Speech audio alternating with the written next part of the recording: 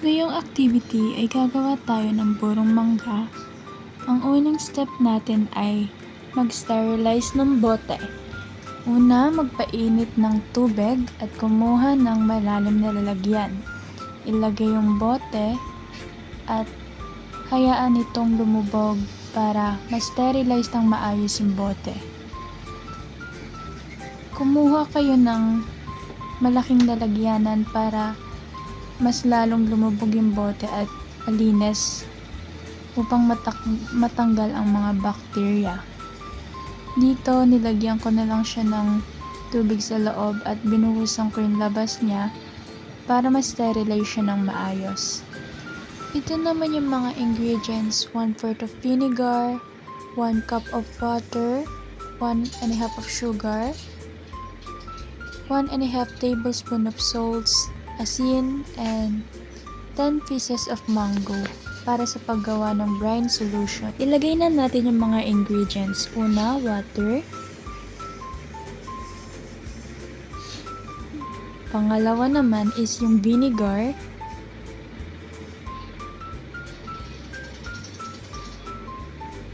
Pangatlo is yung sugar.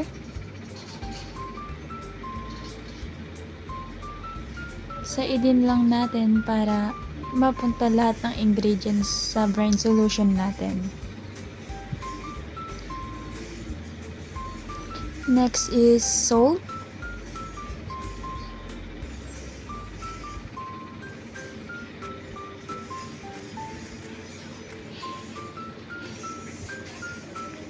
And then, haluin lang natin yung brine solution para mas mabilis matunaw yung mga solid ingredients na nilagay natin. Haluin lang natin to ng haluin hanggang sa mapunta na tayo sa boiling point na tinatawag natin. Next naman is pagbabalat ng mangga. Yung mangga na ginamit ko is nahugasan ko na yan and hindi lang siya napakita sa video. Balatan lang natin lahat ng mangga na gagamitin natin.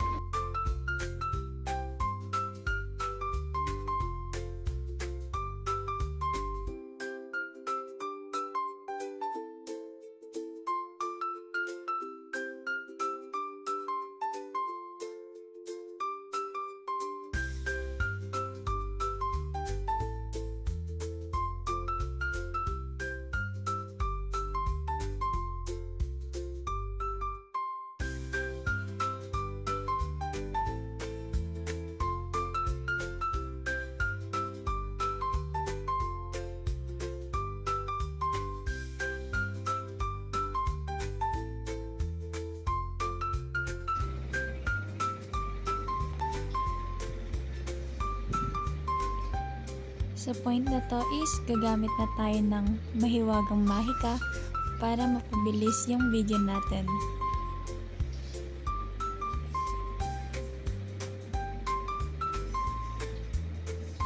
Gagamit na tayo ng pinagbabawal na technique.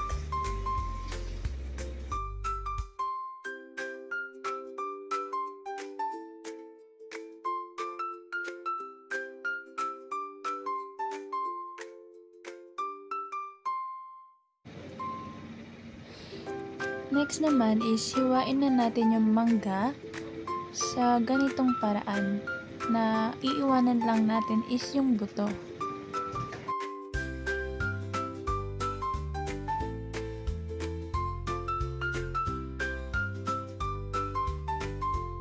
Ulitin lang natin yung proseso na ito hanggang sa mahiwa na natin lahat ng mangga.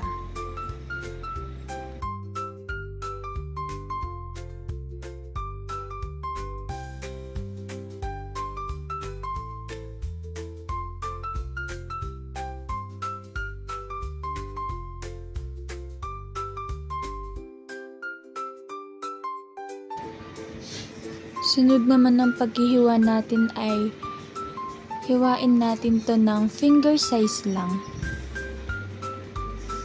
Para kapag kakainin na natin or okay na yung burong mangga, madali lang natin makakain or makukuha ito sa jar na ginamit natin.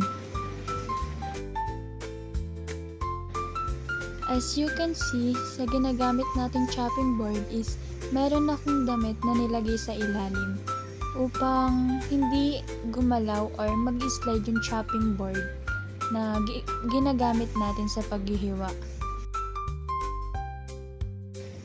Ulitin lang natin yung proseso ng ganitong paghihiwa hanggang sa maubos natin ulit yung mangga na hinihiwa natin.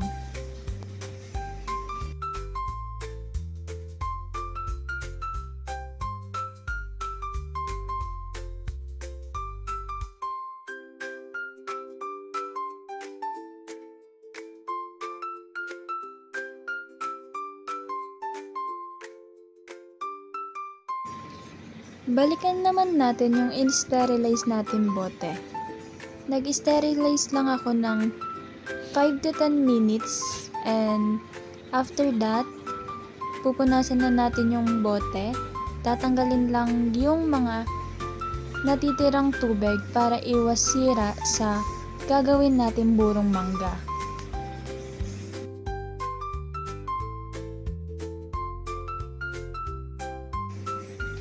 Sa 10 manggang hiniwa ko is malalagyan ko yung 2 bote na hinanda ko para sa burong mangga. And then pagkatapos nun, magsuot lang tayo ng gloves. And then i-arrange lang natin yung mga hiniwa natin mangga para kapag nasa process na siya ng pagbuburo is maganda pa rin siya tignan.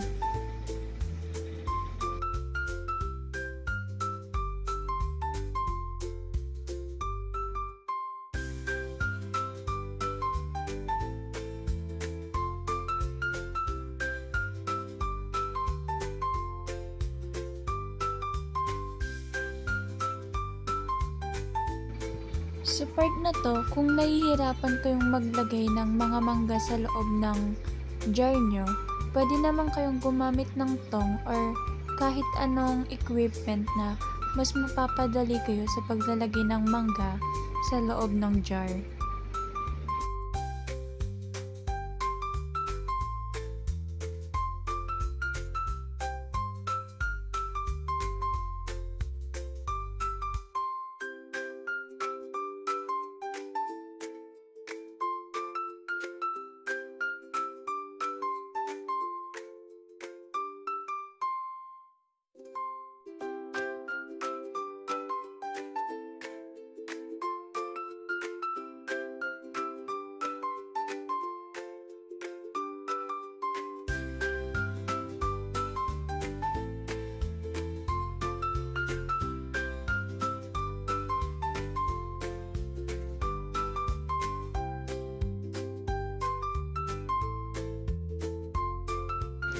Mapapansin nyo sa video ko is yung 2 bote ko na hinanda is malalagyan ko siya ng brine solution parehas. Narealize ko na madami pala akong mangga na nahiwa kaya gumawa pa ako or nagdagdag ako ng ingredients para sa brine solution, which is dinoble ko lang yung unang video na pinakita ko para magkasya yung brine solution.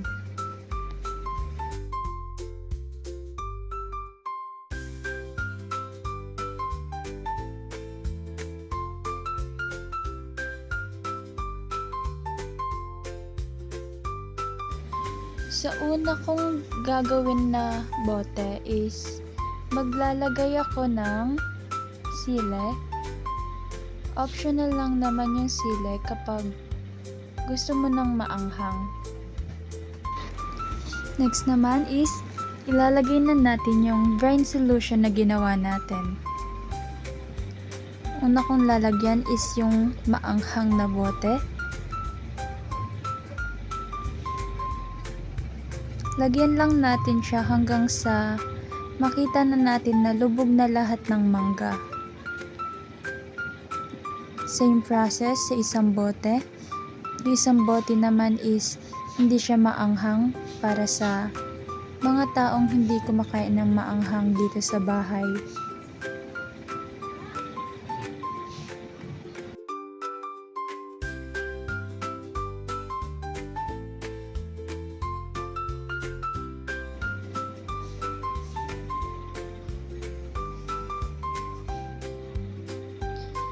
Takpan na natin yung ibuburo natin mangga.